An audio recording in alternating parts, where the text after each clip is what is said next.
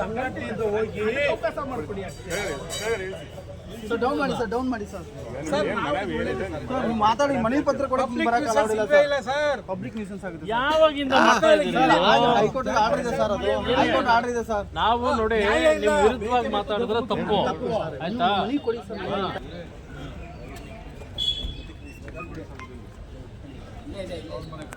ಸೈಡಿಗೆ ಬರಲಿ ಅಲ್ಲಿ ಕೋಟ್ ಆಗಿರ್ತಾರೆ ಗೊತ್ತಾಗಲ್ಲ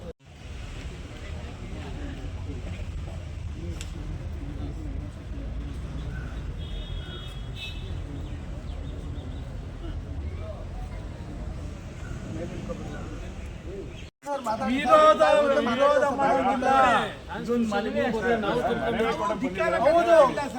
ಆದ್ರೆ ನಮಗೆ ಯಾವ್ದಕ್ಕೂ ಉತ್ಪಾದನೆ ಕೊಡಬೇಡ್ರಿ, ಎಲ್ಲ ನಿಮ್ದೇ ದೊಡ್ಡ ಆಬಳಿ ಆಗ್ಬಿಟ್ಟದೆ. ನಮ್ಮ ಸಾಯಿಸ್ಬಿಡ್ರಿ, ನಮ್ಮನ್ನ ದಲಿತರೆಲ್ಲ ಸಾಯಿಸ್ಬಿಡ್ರಿ. ಬರ್ತಾರ ಅವ್ರು ಸರಿ, ನಮ್ ಕೂಗ್ ಕೇಳ್ಬಾರ್ದು, ಅವ್ರಿಗೆ ಸರ್ಕಾರ ಕೂಗ್ ಕೇಳಿಸ್ಬಾರ್ದು. ಎಷ್ಟು ಸರಿ ಎಡೆ ಆಗ್ತಿದೆ ನೋಡಿ. ದಲಿತರ ಬಗ್ಗೆ ಪರ ಮಾತಾಡಂಗಿಲ್ಲ. ದಲಿತರು ಓಟ್ ಮಾತ್ರ ಬೇಕು, ದಲಿತರು ಮುಖ್ಯಮಂತ್ರಿ ಮಾತ್ರ ಬೇಡ ನಾವು ಕೇಳಬಾರ್ದು. ಇದು ನ್ಯಾಯ. ನಮ್ಮನ್ನೆಲ್ಲ ಬಿಲ್ಡಿಂಗ್ ಕಟ್ಟಾಗ ನಾವು ದೇವಸ್ಥಾನ ಕಟ್ಟಕ್ಕೆ ಆದ್ಮೇಲೆ ನಮಗೆ ಪ್ರವೇಶ ಇಲ್ಲ.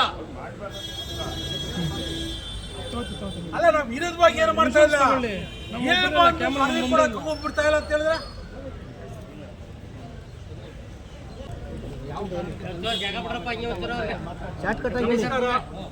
ನಾನು ಜಂಬೂದೀಪ ಸಿದ್ದರಾಜು, ಕರ್ನಾಟಕ ರಾಜ್ಯ ಆದಿವಾಸಿ ಸಂಘದ ಕಾರ್ಯಾಧ್ಯಕ್ಷ. ಒಂದು ವೇಳೆ ನಮಗೆ ಸಂವಿಧಾನ ಜಾರಿಯಾಗಿ 74 ವರ್ಷ ಆಗ್ತಾ ಇದೆ. ಈ ದೇಶದಲ್ಲಿ ಇದುವರೆಗೂ ನಮ್ಮ ಜನಸಂಖ್ಯೆ ಜಾಸ್ತಿ ಇದೆ ಅಂತ ಎಲ್ಲ ಆಯೋಗಳು ತೋರಿಸಿದ್ರು ಕೂಡ ನಮಗೆ ಈ ದೇಶದಲ್ಲಿ ಒಂದು ಪ್ರಮುಖವಾದ ಹುದ್ದೆ ಪ್ರಧಾನಮಂತ್ರಿ ಕೊಟ್ಟಿಲ್ಲ. ಹೋಗಿ ಈ ಕರ್ನಾಟಕ ರಾಜ್ಯದಲ್ಲಿ ಕೂಡ ಇದುವರೆಗೂ ಸುಮಾರು 11 ಜನ ಲಿಂಗಾಯತ ಸಮುದಾಯದ ಅವರು ಮುಖ್ಯಮಂತ್ರಿ ಆಗಿದ್ದಾರೆ.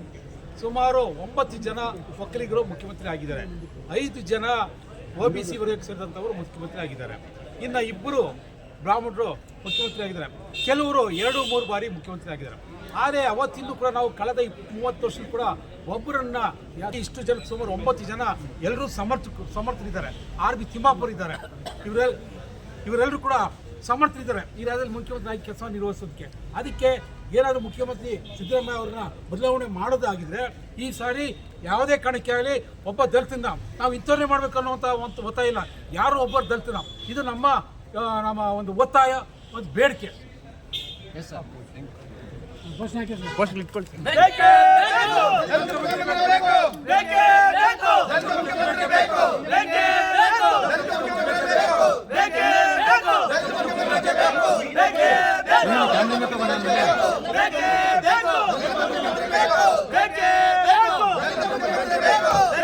Till now, in our nation, no Dalit has been elected or nominated as Prime Minister.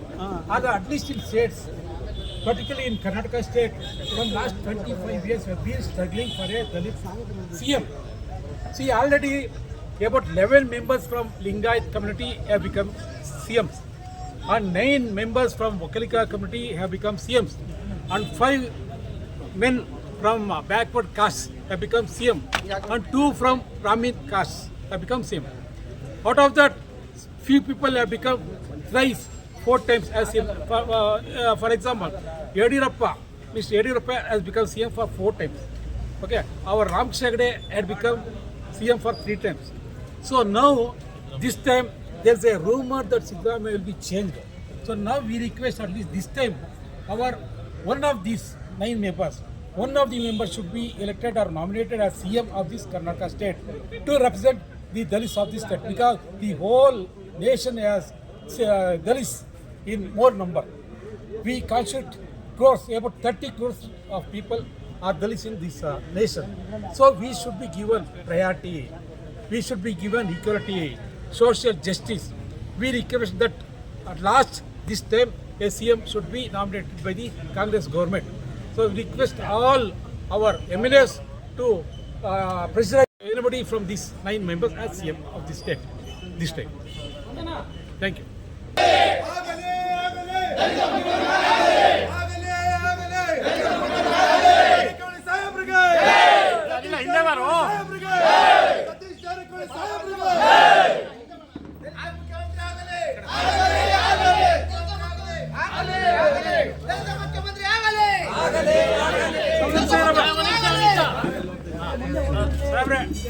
ಈಗ ನಾವು ಮಾಧ್ಯಮ ಸಂಘದಿಂದ ಬಂದಿದ್ವಿ. ಇದುವರೆಗೂ 76 ವರ್ಷ ಆಗ್ತದೆ ಸಂವಿಧಾನ ಜಾರಿಯಾಗಿ. ಇದುವರೆಗೂ ಈ ದೇಶದಲ್ಲಿ ಒಬ್ಬ ಪ್ರಧಾನಿ ಮಾಡಲಿಲ್ಲ. ಅಟ್ಲೀಸ್ಟ್ ಕರ್ನಾಟಕ ರಾಜ್ಯದಲ್ಲಾದ್ರೂ ಇಷ್ಟು ಜನ ಸಮರ್ಥರಿದ್ವಿ, ತಾವು ಸಮರ್ಥರಿದ್ವಿ.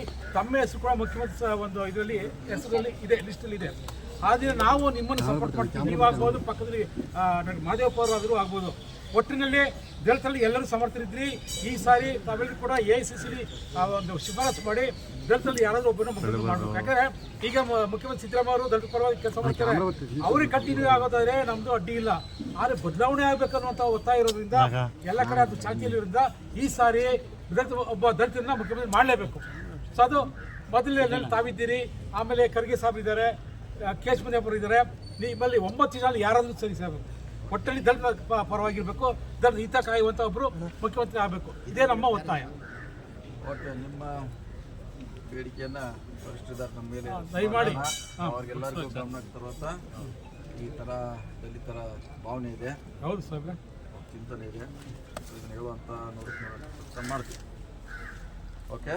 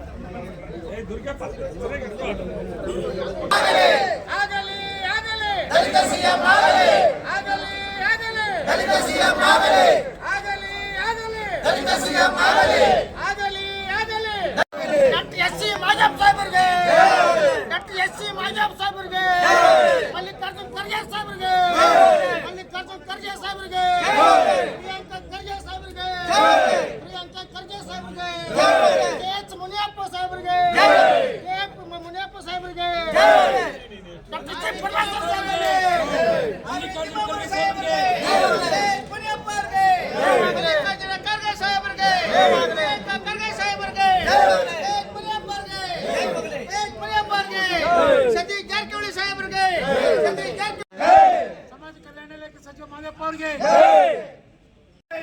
ಪರಮೇಶ್ವರ್ ಸಾಹೇಬ್ರಿಗೆ, ಡಾಕ್ಟರ್ ಪರಮೇಶ್ವರ್ ಸಾಹೇಬ್ರಿಗೆ, ಎಚ್ ಮುನಿಯಪ್ಪ ಅವರಿಗೆ, ಎಚ್ ಮುನಿಯಪ್ಪನವರಿಗೆ, ಸತೀಶ್ ಜಾರಕಿಹೊಳಿ ಅವರಿಗೆ, ಸತೀಶ್ ಜಾರಕಿಹೊಳಿ ಅವರಿಗೆ, ಕೆ ರಾಜಣ್ಣ ಅವರಿಗೆ, ಕೆ ರಾಜಣ್ಣ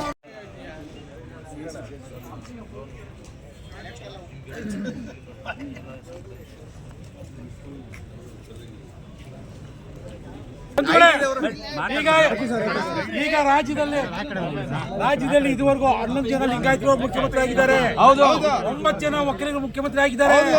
5 ಜನ OBC ವರ್ಗಕ್ಕೆ ಸೇರಿದವರು ಮುಖ್ಯಮಂತ್ರಿ ಆಗಿದ್ದಾರೆ. 2 ಬ್ರಾಹ್ಮಣರಾಗಿದ್ದಾರೆ. ಇದರಲ್ಲಿ ಎಷ್ಟೋ ಜನ 3-4 ಸರಿ ಮುಖ್ಯಮಂತ್ರಿ ಆಗವ್ರೆ. ಯಡಿಯೂರಪ್ಪ 4 ಸರಿ, ಹೆಗಡೆ ಅವರು 3 ಸರಿ ಆಗವ್ರೆ. ಈಗ ಸಿದ್ದರಾಮಯ್ಯ 2 ಬಾರಿ ಆಗವ್ರೆ. ಸಿದ್ದರಾಮಯ್ಯ ಅವರು ದಲಿತ ಪರವಾಗಿ ಅವರೇ ಅನ್ನೋ ಕಾರಣಕ್ಕೆ ಅವರೇ ಮುಂದುವರಿಬೇಕು. ಬದಲಾವಣೆ ಆಗಿದ್ದೆ ಅದೇ.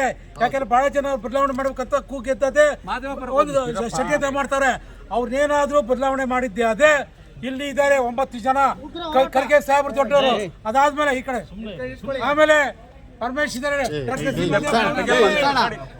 ನಮಗೆ ಸಮರ್ಥರು, ನಮ್ಮ ಜೊತೆ ಸರಳವಾಗಿರುವಂತವ್ರು ಯಾವೆಲ್ಲ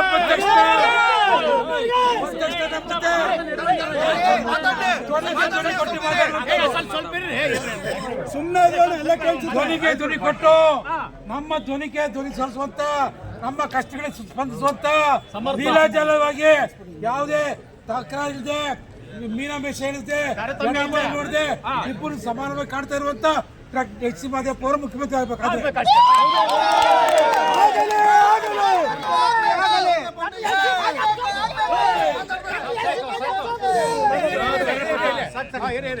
ಕ್ಯಾಬಿನೆಟ್ ಮೀಟಿಂಗ್ ಇದೆ, ಎರಡೇ ಪಾಯಿಂಟ್ ಹೇಳ್ತೀನಿ. ನಾನು ಮೊದಲನೇ ಬಾರಿಗೆ ಕರ್ನಾಟಕದ ಎಲ್ಲ ದಲಿತ ಸಂಘಟನೆಗಳು ಮತ್ತು ದಲಿತ ಮುಖಂಡರು, ದಲಿತ ಸಮುದಾಯಗಳನ್ನು, ಹಿಂದುಳಿದ ಸಮುದಾಯಗಳು, ಅಲ್ಪಸಂಖ್ಯಾತರು, ಇಷ್ಟು ವರ್ಗಕ್ಕೆ ಸಂಘಟನೆಗಳು ಮತ್ತು ಅಹಿಂದ ವರ್ಗಗಳು ಮೂಲ ಕಾರಣ. ಈ ಒಂದು ಅಹಿಂದ ಸಮುದಾಯಗಳ ಒಗ್ಗಟ್ಟನ್ನು ಒಡೆದಾಕೋದಕ್ಕೆ, ಗುಂಪು ಮಾಡೋಕ್ಕೆ, ಅನುಮಾನ ಮಾಡಿಸೋದಕ್ಕೆ ಕೆಲವು ಮೂಲಭೂತ ಶಕ್ತಿಗಳು ಪ್ರಯತ್ನ ಮಾಡ್ತಾ ಇದ್ದಾವೆ. ಒಡೆದು ಆಳುವ ನೀತಿಯನ್ನು ಅನುಸರಿಸ್ತಾ ಇದ್ದಾರೆ. ಸನಾತನವಾದಿಗಳು ಸರ್ಕಾರನ ಅಸ್ಥಿರಗೊಳಿಸ್ತಕ್ಕಂಥ ಪಿತೂರಿ ನಡೆಸ್ತಾ ಇದ್ದಾರೆ. ಏನಾಗಬೇಕು ಅಂತ ತೀರ್ಮಾನ ಮಾಡೋದು ಹೈಕಮಾಂಡು. ದಲಿತರು, ಹಿಂದುಳಿದವರು, ಅಲ್ಪಸಂಖ್ಯಾತರು ಮುಖ್ಯಮಂತ್ರಿ ಆಗಬೇಕು ಅನ್ನೋದು ಈ ಸಮುದಾಯಗಳ ಆಸೆ ಮತ್ತು ಒತ್ತಾಯ. ಈಗ ಮುಖ್ಯಮಂತ್ರಿ ಸಿದ್ದರಾಮಯ್ಯನವರು ಇದ್ದಾರೆ, ಅವರು ಮುಂದುವರಿಬೇಕು ಅನ್ನೋದು ಅಹಿಂದ ಸಮುದಾಯಗಳು ಮತ್ತು ಎಲ್ಲರ ಆಶಯ. ಹೈಕಮಾಂಡ್ ನಿರ್ಧಾರದ ಆಧಾರದ ಮೇಲೆ ಅಹಿಂದ ಸಮುದಾಯಗಳ ಒಗ್ಗಟ್ಟು ಹಾಳಾಗದ ರೀತಿಯಲ್ಲಿ ಸಿದ್ದರಾಮಯ್ಯನವರೇ ನಾಯಕತ್ವ ಕೊಟ್ಟು ಏನು ಮಾಡಬೇಕು ಅನ್ನೋದು ಆಮೇಲೆ ತೀರ್ಮಾನ ಮಾಡೋಣ. ನೀವೆಲ್ಲ ಒಗ್ಗಟ್ಟಾಗಿ ಸಂತೋಷ. ಸಿದ್ದರಾಮಯ್ಯನವರು ಮುಖ್ಯಮಂತ್ರಿ ಆಗಿದ್ದಾರೆ, ಮುಂದುವರಿಲಿ ಅಂತ ಹೇಳಿದ್ದಾರೆ. ಹೈಕಮಾಂಡ್ ನಿರ್ಧಾರದ ಆಧಾರದ ಮೇಲೆ ಸಿದ್ದರಾಮಯ್ಯ ನಾಯಕತ್ವ ಕೊಟ್ಟು ಏನು ಮಾಡಬೇಕು ತೀರ್ಮಾನ. ನಿಮಗೆಲ್ಲ ವಂದನೆಗಳು.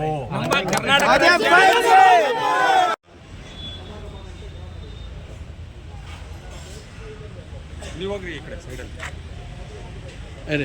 ನೀವು ಹೋಗಿ ಅಲ್ಲಿ ಇವ್ರ ಪಕ್ಕ